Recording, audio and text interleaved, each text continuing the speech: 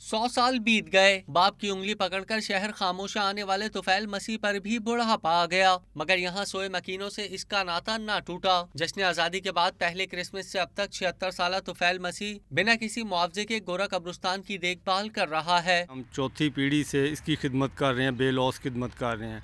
यहाँ पे सबसे पहली कब्र जो है वो 1900 की है और गोरा कब्रिस्तान की फाउंडेशन जो है वो 1900 की है। 6 किनाल रकबे पर मुहित कब्रिस्तान को 1906 में बरतानवी हुकूमत ने बनवाया था। कब्रिस्तान में 200 से ज्यादा कब्रें हैं, जिसमें अक्सरियत अंग्रेज डॉक्टर्स और नर्सों की है। कब्रिस्तान में 15 के करीब कब्रों पर तस्वीर हैं, जिन्हें इनके आबाओ अजदाद ने इटली से बनवाया था। फॉरनर के बाद ना सिस्टरें और फादरों की कब्रें हैं, ठीक है, तो वो सिर्फ दफनाने की हद तक यहाँ पे आते हैं लोग, कोई फंडिंग नहीं है। शहर खामोशा के मकीनों को दुनिया से रुखसत हुए कई दिहाइयां बीत गईं, मगर कब्रों पर जड़ी तस्वीरें और बोलती तहरीरें आज भी उनकी पहचान बताती हैं।